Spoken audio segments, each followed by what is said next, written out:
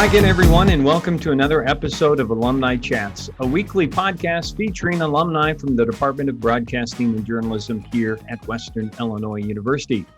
My name is Buzz Hoon. I'm the host of the podcast. Today, I have the pleasure of speaking with, from the class of 2005, Mark Moses, the wonderful Orlando, Florida native. Hello, Mark. My man, you finally have hit the bottom of the barrel. You had all the good guests, and now you're at the finish line. Is this the final episode? Like, what happens? This closes it up, and we're, of course, speaking with Mark, who is the owner-operator of Disney World, where everybody has the... No, you're not the owner and operator of Disney World. No, I'm sorry. I'm sorry to disappoint. I don't have any comp tickets for you, Buzz. I'm sorry. I don't have any. That was the reason you were on the show, so we're going to move on. No, Mark, I don't. All kidding aside, let's catch everybody up. You are in Orlando, but what are you doing? Okay, so I live by the beach. I live in Melbourne. That's where my studios are. Okay. So I do radio broadcasting for Cumulus Media. So I run two radio stations, a sports and a classic rock station. I'm the program director of those stations. Then I host my own show and I voice track music as well as a shift. Then what I do is I do TV work in Orlando for Spectrum Charter. So and you see them all over the country, and ours is like News 13. So I do radio and television and then 50 other jobs, just like every other guest on this show. Don't worry. There's more than just two. But yeah, I've been here since 2013, and LinkedIn told me yesterday, congratulations on your 8th year anniversary. I was like, thanks. Thanks for the reminder. I'm getting older. That's what it is.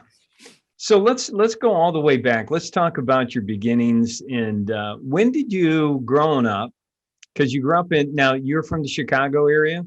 Yeah, I grew up in West Rogers Park on the north side of Chicago. Okay. So I'm a real city boy. And what's funny is I have lived all over the country, like all over the country.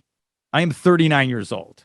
I have not lived in Chicago full time pretty much since I went to Western.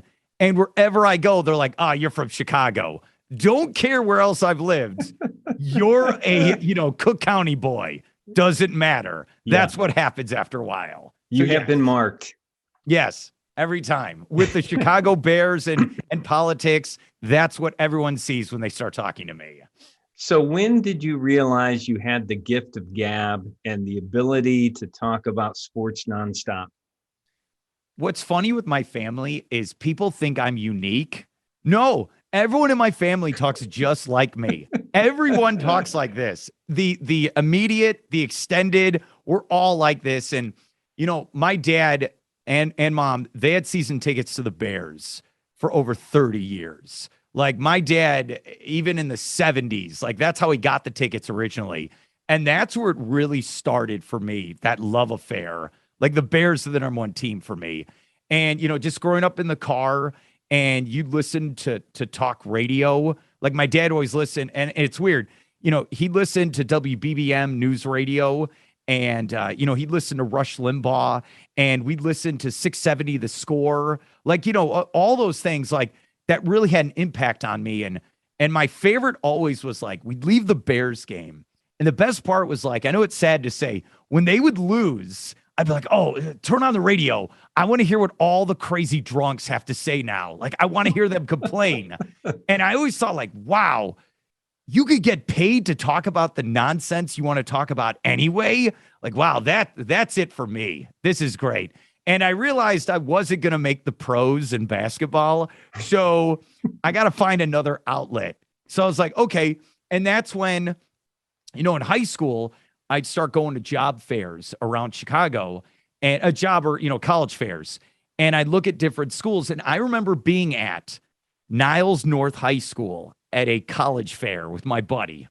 And I saw the booth in purple for Western Illinois.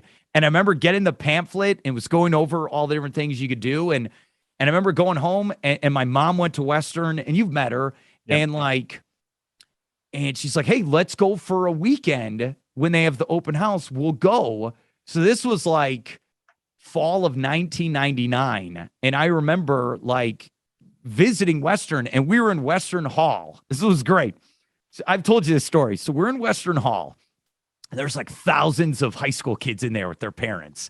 And I remember like the dean of the university is like, hey, if you want to go engineering, all right, go with this tour. So like 500 people get up. Computer science, people get up. Theater, music. And I remember Sharon Evans is there. Who wants to go with Sharon to see broadcasting? I was the only person to raise my hand. So Sharon Evans gave me and my mother a personal tour of Salee Hall. And I'll always remember that. And then Sharon said, hey, you should come back during winter break and you should see us broadcast a basketball game. So this is December of 99. So my brother and dad, we drove to Western, and I remember being in Western Hall, and we went up, we saw the truck, which you were in, or it's probably the first time I met you. And then we went up to the rafters and we saw the two play-by-play guys, and I got to talk to them, and I thought they were super older than me, but looking back, not really. I was 17, and I remember driving back, and I said, all right, I want to go here, because I remember Sharon, she told me, and this is a true story, I know people laugh at me, but she's like, we're going to turn this program around, Mark, and we need people like you to get us there. And talking to these different universities, that was the one that sold me. So that's why I always stand up for Sharon Evans. She's number one in my heart. She believed in me. I'll believe in Western. And so I know it's sports related. I got recruited to go to Western. That's why I went there. That's what it was. Yeah, it's always going to be about that personal touch. So, when you get here, what's one of the first things you remember getting involved with? Okay, the thing I always think about when I think of Salee Hall, all right, like one of the first times you get there, and being in that, row 3, as I like to call it, right? 1, 2, 3, got to go up those steps. I was there for a couple years. I tried everything. I still would get confused leaving the bathroom. I just want you to know this, because there's no windows, right? So every time I'd go to the bathroom, get ready for the next class, I'd always get confused. All right, do I take a left or do I take a right to get to the radio station or the TV? You're bobbing your head because I know it happens to you as well. You're like, all right. No, that's why we have, if you've been on the 3rd floor of Salee Hall, we have pictures of our alums around. And I put the Mark Moses picture right by the men's restroom in honor of this story so that people would know, go right at Mark Moses. Because you literally are like, all right, no, wait a minute. Where's 308? Where's Buzz's office? All right, do I take a left or I take a right? And I get turned around. Even after 3 years of being up there, I get turned around. But I remember being a freshman, listening to the dog. And I remember like calling into the DJ, and I was like, oh man, how do I get involved with this?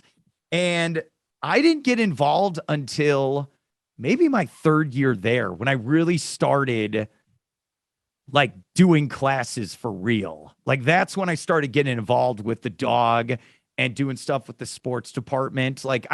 That's when it really kind of started for me. Those were my first kind of interactions, because I kind of concentrated on gen eds and then, really went with it with broadcasting.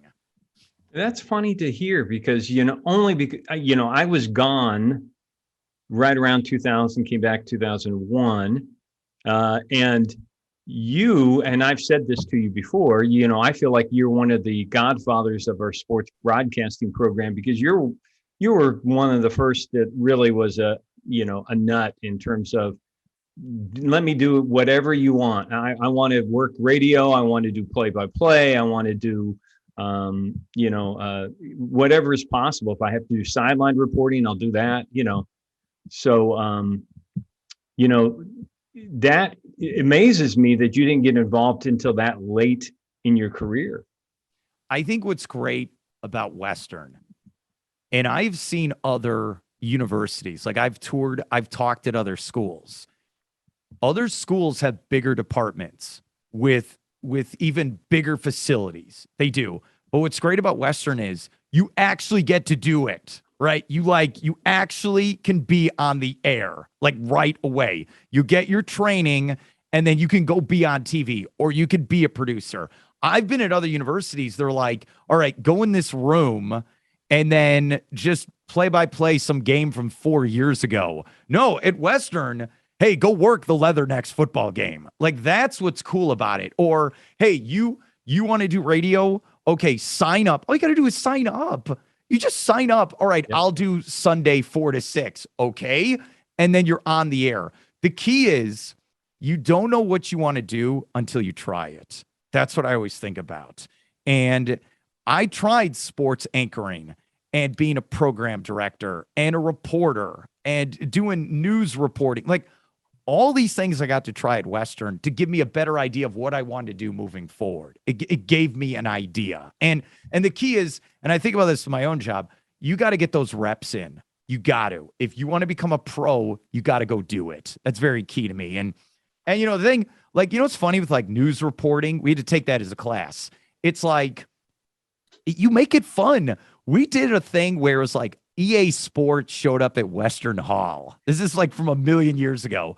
In the fall, EA Sports showed up to Western Hall, took over the gymnasium, and showed everyone like Madden 2004 or something like that. And they had all the video game machines lined up. So I did a story for our newscast on Madden football. Like, that was really cool to do. Now, the killer is, and I've told you this story, back then, you had to sign out a big camera and the tripod and lighting equipment. And I'm sorry to say this, I did not have a car, okay? So I had to get on the bus with that equipment and get it to the place we had to, you know, go shoot our video. Then get back on the bus, get back to Sully Hall, then give the equipment back, go into an edit bay, digitize everything, edit. Yeah. As you see this now, I could have done all of that in 5 minutes and emailed it to you. It's incredible with technology. Well, part of that, I think, is just the experience, as you said, that you went through, and it is sort of it works in terms of building character. That because our students for a long period of time had to lug these very heavy tripods and the camera cases with the cameras in them, and as you said, lights up and down hills. Some of them had to go across the queue a lot. There's nothing like that to build character, I say. Hey, I used to do, when we would do TV basketball or radio basketball, remember, I know in Florida they don't understand this. It'd be cold and it would snow. So there'd be times where the game ends at Western Hall. I'd have to walk all the way back to Corbin Olson because there'd be no bus running at midnight. Right. And it'd be freezing. But I was like, Mark, this is what you wanted to do. You signed up for this. Keep walking. So at least I had a big winter coat on. That made it easier. Well, let's see. Let's talk a little bit about some of the people that you remember having in class. What about some other students or even faculty members do you remember, from your experiences over in Sully Hall? Are you trying to see if I have a photographic memory? Is that what you're trying to do? I want to see how many people you remember because they remember you. Okay. Well, I know I make an impression on people. So Freddie Mardis. Yeah, the Dice Man. Freddie Mardis, a good dude, biggest Cubs fan you'll ever meet. His dream when I met him was to get married at Wrigley Field. I'll always remember this. The Dice Man. That's what he went by. Right. He loves vintage cars. Okay. If you follow him on Facebook. Brad Vesper, originally from Peoria. Yeah, big dog. Big Bears fan. He was younger than me. Always, and Brad's married now. He's got a kid. He's a very nice man. Always loved Brad. Mitchell Leach, you just interviewed.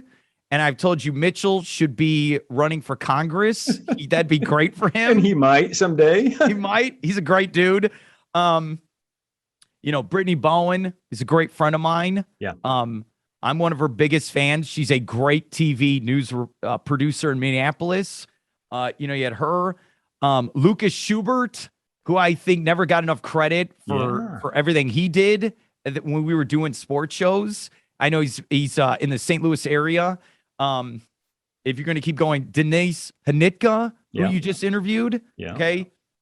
her and Mike Kirkhoff, when you look up what I need a TV anchor to look like, and like, they are just like, this is what I need. They are fantastic. Like, they are great. Yeah. So Mike Kirkhoff, who's doing a great job covering, he gets up at 4 a.m. to sit outside the arena in Milwaukee for Bucks coverage right now for the morning show. He is great. There's so many people. Like when I think about, it's funny, like even in your career, you meet these people, you don't realize you're going to know them for the next 30 years of your life. Like you don't understand at the time. Like it's the weirdest thing. And real quick, Travis Collins, who is one of my great friends. He was one of the first people I met when we were in like one of the 100 level classes to do like film stuff. He's still my friend. I was in his wedding. And my number one boy, Pat Shepard, who like Pat's great. He's in Minneapolis as well, where he was in TV news for a long time. And now he does sign language for kids at like kind of the high school and junior high level. Pat is great. And Pat is always going to be my blood brother because he was in broadcasting and creative writing, and we were in that together. So I always had all these classes with both of them. So I always think about that. Yeah. And what was cool is Pat came back when you got named as the Alumni of the Year here at Broadcasting Journalism. We had a banquet, and Pat came back for that. That was great. Yeah, it was great. Him and Travis. It was awesome. So let's talk a little bit about what happened after you left WIU. You went to your first job in Iowa, and in not working in sports, you're working in news. Okay, so I try to tell this to interns. I had one job offer out of college. One. I had to take it. So I was in Marshalltown, Iowa, which is right by Ames and Des Moines. Okay, so it's a town about 25,000.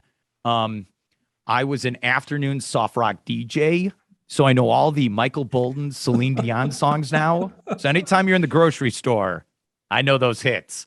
I board opped high school football on Friday night. I did a lot of like news stuff behind the scenes. We had a low powered television station as well. So I had to do some TV editing. Okay. If I told you how much I made, and I'm not talking 1973, I'm talking in the 2000s. I don't even know how I pulled it off. I have no idea. And I worked 5 days a week, and mandatory I had to work Saturday mornings. It was not fun. It was 3 years, but that's radio. I had to get my foot in the door. And once I left there, I had 2 job offers. I mean, after 3 years, 2 job offers. I could have gone to Macomb, the fine people in the square who I don't know if they still own it. They wanted me to do mornings, and I felt like, no, I spent 5 years in Macomb. I got to go see I'm sorry to say this. I got to see something else. So I went to Charlottesville, Virginia, and I covered news and politics for 2 years.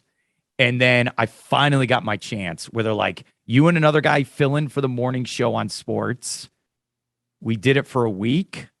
They fired the regular guy, and they made me the morning guy. And then they said, hey, go produce the afternoon statewide show. So it took me 5 years to get my start in sports. It did. So if you think music, sports, news, and I started doing TV stuff in Charlottesville as well. And then I left there. I was going to take a job in Albany, New York. I backed out. And then I took a job in Omaha, Nebraska. Okay. So there I was a producer and on-air host. I did that for 2 years. It felt like it was 7 years, but it was 2 years. I did, we did an afternoon talk show. And then I did pre and post for Creighton Blue Jays basketball when we had Doug McDermott and we were making the tournament every year. It was really cool. You would have loved that. And then that's when I really started doing television work, where every Sunday night I don't even know if they do these anymore. We had a call-in show Sunday nights. We took live calls on a television show. Huh. And we did Husker football and Creighton basketball. And then I left there and then I moved to Florida. So I know it's not Paris or Milan. I know it's not the sexiest, but that's the resume. No, that's pretty. And what do you think all that, kind of how that helped you grow? What did that help develop in you personally, in terms of your character? Or... I think what you learn is people don't think the same everywhere you go.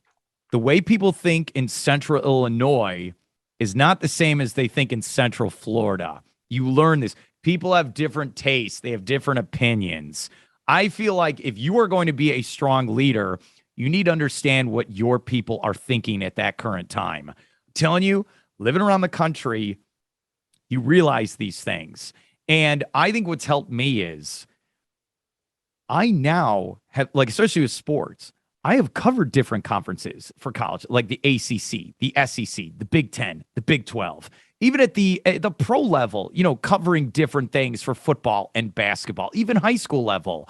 So what's crazy is now I do have that experience they're looking for. I try telling people, it's like, I'm not 22 anymore. No, now people are calling me sir or Mr. Moses. It's happening. There's gray in my beard. It's finally happened. It's interesting where I have all this experience, and I say, if you're going to do a talk show, I want to hear stories.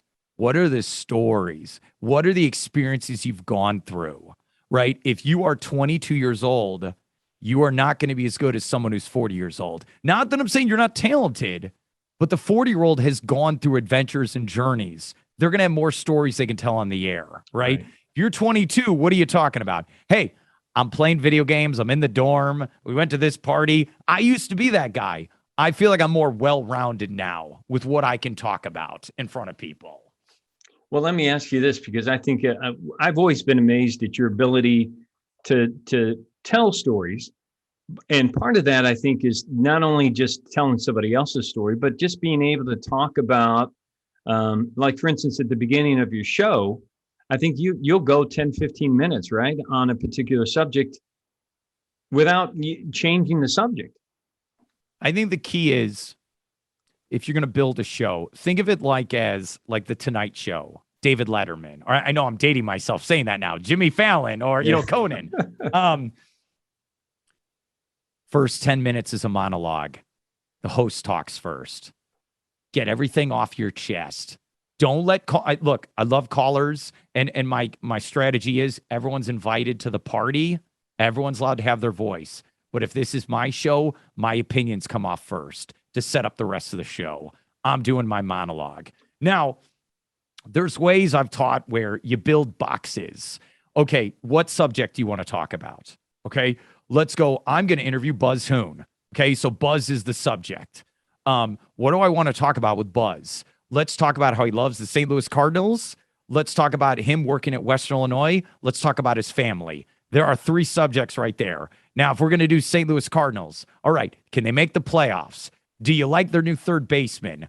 Do you like the new stadium? There's 3 subjects we could do. So what I try to do is, that's how I approach an interview, and especially also with my open, where, okay, what do I want to talk about on that certain day, right? If it's football season, that's the easiest time of year. You could rattle that off.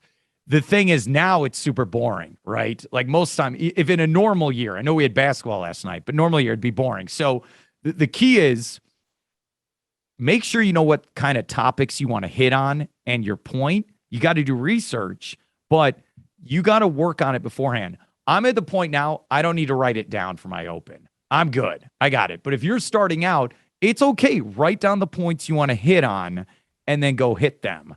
But the key I always talk about is, the listener can smell a rat. If you're phony, or if they don't believe what you're saying, they'll tune you out. So if you go on the air, you got to believe what you're saying, right? That's the key now. You've got to do, like, I feel like last night with that game where, Giannis made that block on DeAndre Ayton. I don't know if you saw the play. Yeah. And I'm going to start my show today where it's like, look, unbelievable play by the Greek Freak, right? But if you look at the playoffs, DeAndre Ayton, every time he catches a lob pass, he kind of like tips it in kind of weakly. What are you doing? If you're Shaq, he would have hammered that ball, hammered it. So my thing is, if you are DeAndre Ayton moving forward, you got to dunk that ball every single time because you got to put the fear of God in the defender that you will get injured if you try to block my shot, just like Shaq used to do. That's what I think about. So that's something I would say on the air today. I know it's a complicated answer, but it's those reps. I think that's the best way to put it. The more you do it, the better you get at it every day. Yeah, but you're in the Orlando market, which is it's SEC country. Yeah. You've got some professional teams there, but you have not grown up in Florida, so you have this, and I know this love of the Chicago Bears. How do you talk about other teams? I mean, are you as passionate as you might have been if you were in the Chicago market? I sometimes find it easier to talk about teams I'm not passionate about. Okay. I think it's easier. But look, you cover the team every day. You watch all the games. You do get attached to them, right? Okay. And you don't, like, I cover the Magic. And honestly, it's an endless cycle of losing. And after a while, you're just like, come on. Can we win after? See, I said in my voice, can we win after a while? Like, I had a program director tell me this once. I go, what teams do you root for? He goes, whatever teams are in this area, because if they're good, customers are happy. That's what I think about all the time. And I never thought this. I cover Orlando City Soccer Club. I cover soccer. Soccer is growing in this country. You saw this. The Euro 2020 on Sunday had 6 million households watch that. Including 6 million. Me. Yeah. So I bet if you talk to, you should do a thing this fall with your students. Ask them who their favorite teams are. Ask them who their Premier League team is, and see how many of them actually give you an answer. I'd be fascinated to know, because I think the younger generations, I think they pick a team now with who they root for soccer. I agree. Will you ever cover pickleball? And I say that because my wife is a huge pickleball fan, and I know it's huge in Florida. Do I need to cover her pickleball? Is that what you're asking me? Like, do her game? She would be very happy if it's funny only because it's things like that where you would have never guessed that there would be a cornhole competition, and all of a sudden you see it on ESPN. Now they're playing bags on ESPN. Hey, you guys at Western have the video game lab, right? Yeah, where you're teaching esports. That's for real. That's not a joke anymore. A couple years ago for the Pro Bowl, they had the Madden tournament. I know I'm going full circle. They had the Madden tournament, so they were filming some of the semifinals there. I saw two guys play for $25,000 at a video game. And my buddy, he works for like ESPN, and he was doing the play-by-play. I was like, this is amazing. This is next level for me. It's so awesome. I can imagine being a kid, and just, having your mom yell at you to get off the video game. And you're like, Mom, I'm training. Get off my back. I know. I'm going to be rich one day. I know. Hey, look, when I was at Western, I didn't have a cell phone. I know that's crazy. I did not have a cell phone. I remember the last week before I graduated, I was in the dog studios, and I had another student say, hey, look at this. Have you seen this before? And I'm like, what's that? Oh, it's something called Facebook. And I remember saying, what's Facebook? Mm-hmm. He's like, oh, it's great. This at the time. Okay, you use your college email, so your wiu.edu, and then you could see where everyone lives in each dorm. I was like, what are you talking about? Oh, yeah, those girls live in, they live in Olsen 5. And you're like, what is this? And that's the first time I saw Facebook. That blew my mind. So now it's changed everything. Yeah, so let's talk about how social media is. What do you have to do in your job to maintain social media accounts? I have my personal ones for my brand, and then I also run the station ones as well. Okay, so I have website training, so I will do website maintenance behind the scenes. where you got to update a bunch of stuff. It's not just going on the air and talking. It's not, look, there's 100 other jobs I have to do. Social media is constantly this animal that's always hungry, and you always have to update it. So I'm doing my personal ones, but then let's say, the Orlando Magic got a new head coach.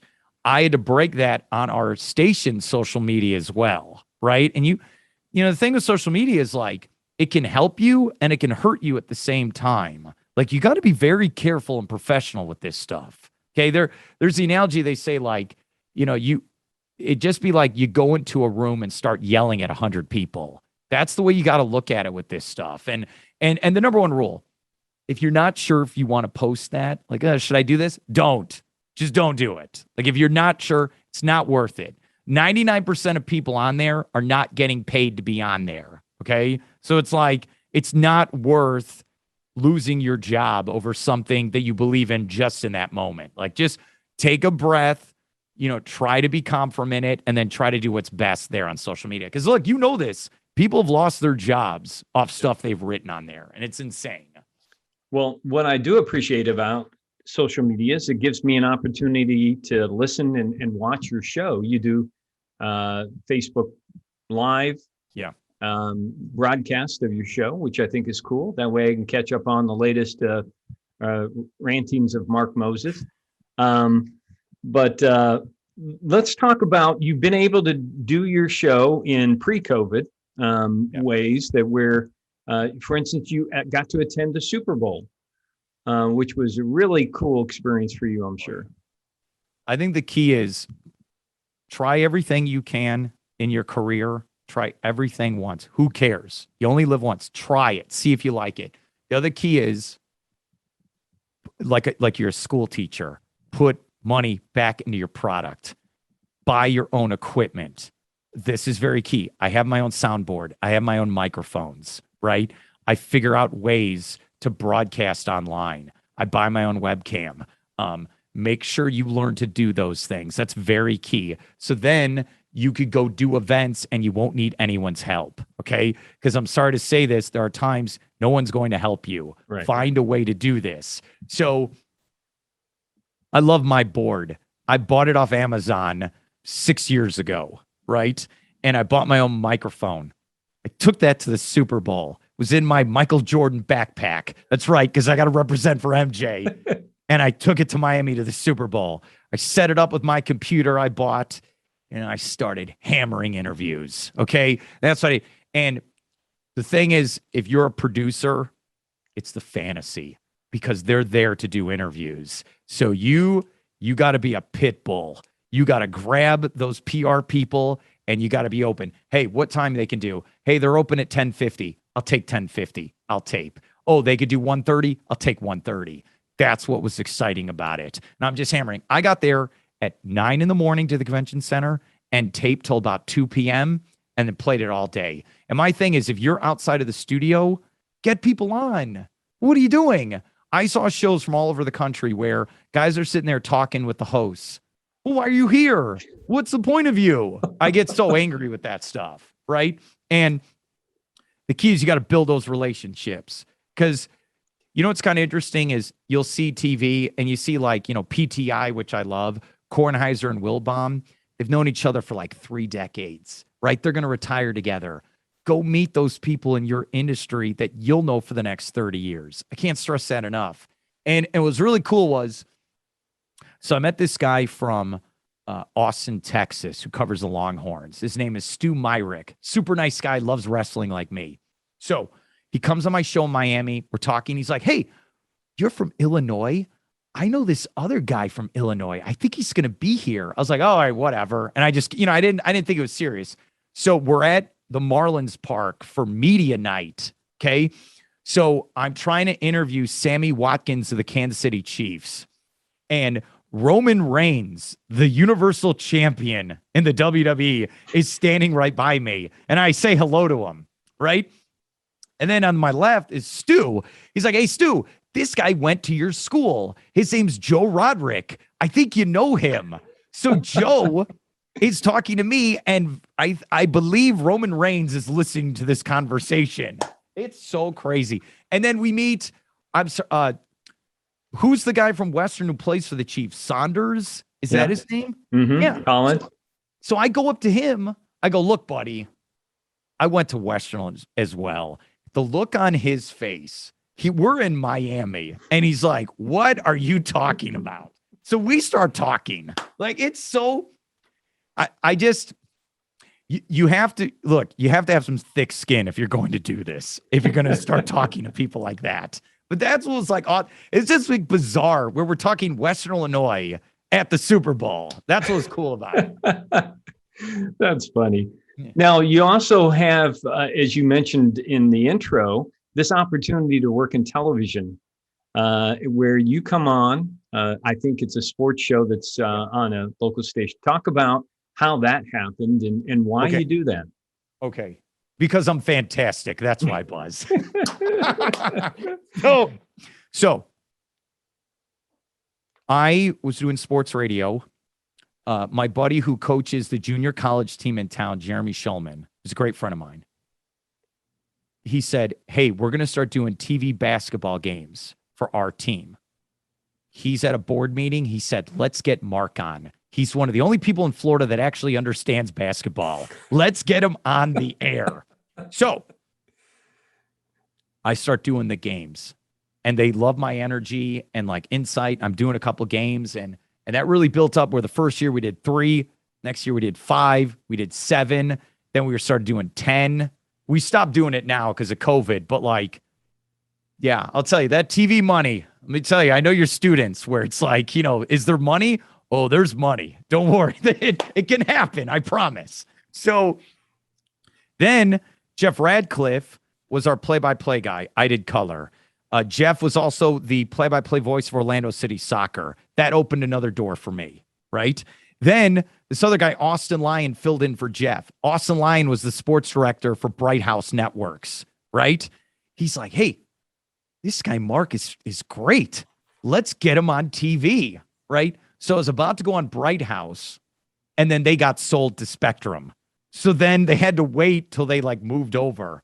So what was crazy is I went to WIU for the alumni banquet in 2018.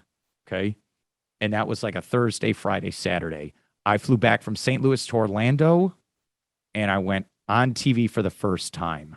Like the first, and I was, it's funny, for good luck, I wore the same suit and tie that I wore to the banquet. I said, this has got to give me good mojo. So we went on there. I was on with Despina and my buddy Austin. We talked NFL draft and basketball. And it was literally, this is what they told me. Let's see how you do. Like an audition. And I said, okay, if that's how you feel, I'll show you. The competitiveness in me took over. I said, all right. So went on there. I'll have to show you the video of that. I've been on there for 3 years now. And going into 4. Yeah. It's like, it's crazy. So at first I was driving to the studio 50 minutes each way, right? And then with the pandemic, they're like, look, just do it from home. So this video feed you see this in all of Central Florida to millions of people. Like and then that happened. Then my buddies with ABC 9, we do a TV partnership with, he said, hey, you were good on there. You should come on our show. Okay. So like, that's how you got to open the doors. So there was like one night where it was like, I know this is like crazy when the producers heard this one. So I was on News 13 at 10:30. And then if you flip the channel, I was on ABC at 11:30. That happened a couple times. So you couldn't get away from me. All right. It's just, what are you going to do? So it's like, it's all about like, take advantages of the opportunities put in front of you. Now, look, I don't know what the future is. I don't know. I get very nervous. I was at a sports radio conference in Chicago once, and a guy got up there, Jason Barrett with Barrett Sports Media, who's a good friend of mine. He goes, look, what do you think your job's going to be like in 5 years? Scared the hell out of me because I don't know. I don't know if 25-year-olds think radio is cool. I don't know if a 17-year-old thinks TV is cool. I mean, we had a stat recently where for the first time ever, more people were watching streaming services than they were broadcast television. It finally happened. What does that say about our industry? Like, if you go to Western now as a broadcasting student, are you just taking a YouTube class or a TikTok class? Those are the questions we have to figure out moving forward. Where can we, if you want to be a broadcast journalist, where is the medium you go to? That's going to be the question moving forward. That's true. I mean, that's something I think even what we're doing today, the podcast, the idea of having such a message, a mode to communicate to people with a specific type of message, was never thought of. It was always try to get as many people as possible, but now it's more targeted. We want to define who our audience is, and so you're right. We are in a flux pattern, I think. Hey, like Nielsen and Arbitron for radio and TV. You have like your diary markets where it's like, oh, we're going to do a diary for 3 months. And then that will show you how many people are listening or viewing your station, right? That's dinosaur talk. Yeah. It's dinosaur. Because if you go to a client now, they want results right now. If you're doing a podcast, hey, I on average get 10,000 people to watch this. I can guarantee those things for you. That's what a client wants to see. They want to see guaranteed results now. What if I'm going to spend money with you? I want to see results. And if you go, sorry, I got to wait till 3 months from now, and then I'll tell you if 13 people, it's like, what's going on here with this stuff? So 10,000 people are going to watch this podcast. Look. We were on the phone, Buzz and I told Buzz, I said, look, maybe you should this is your calling. You should just host this show. And it was like quiet on the other hand. Like the other end of the line, it was quiet. Yeah. And I could tell he's like, yeah, that's right. It's my time to shine.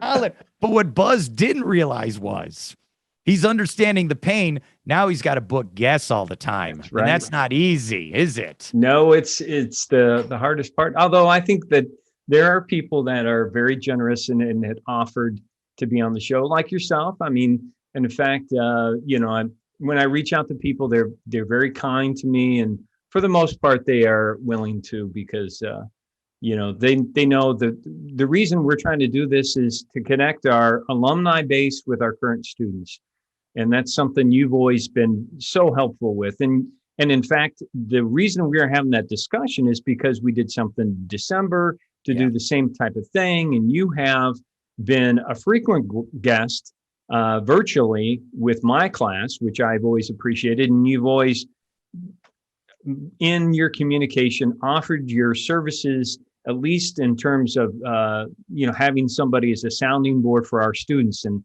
that is greatly appreciated. Any time in it. I just want to say this, and I got to get ready for my show, is like,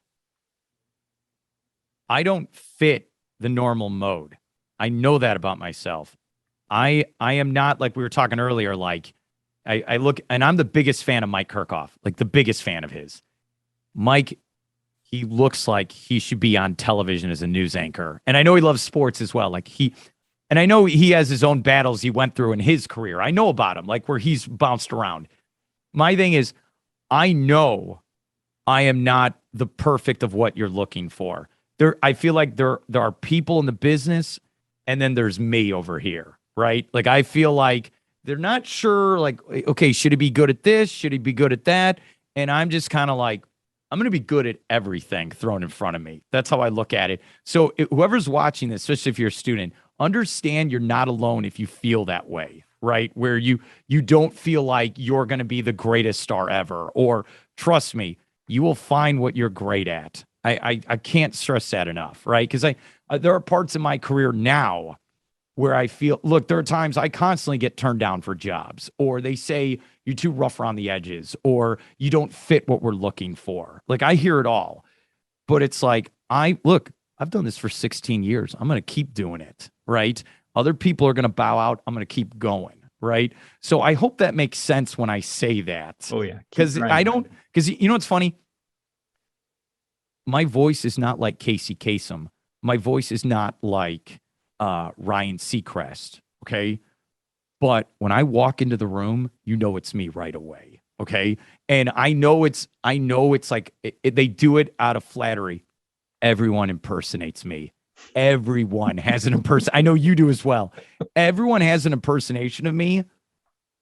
But guess what? That means you know who I am. You're okay? original.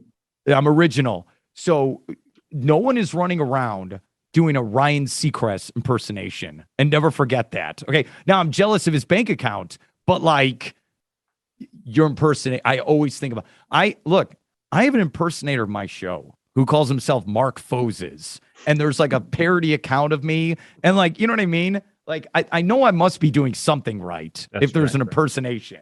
So that's awesome. Well, Mark, I just want to say this as a closing part. Besides your parents and your family members, I know you have a brother as well, right? And no one is as proud of you as I am.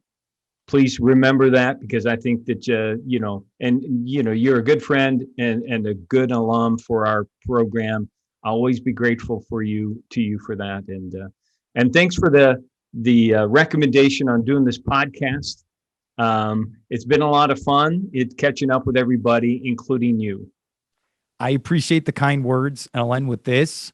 If the Washington football team comes to Western and says, we want to steal your logo or tell them no, that's our W, buddy. Sorry, Daniel Snyder. Because I see the W behind you and I'm like, no, nice try, Washington football team. You can't have it.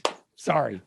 Thanks for having me on, Buzz. Mark, thanks for being on the podcast. And thanks to our weekly viewers out there. If you're interested in being a guest, or if you want to recommend somebody, just send me an email. We want to hear from you. And we hope that you continue watching, listening to the podcast, and really appreciate everyone's support. So until next week, stay safe, take care, and God bless.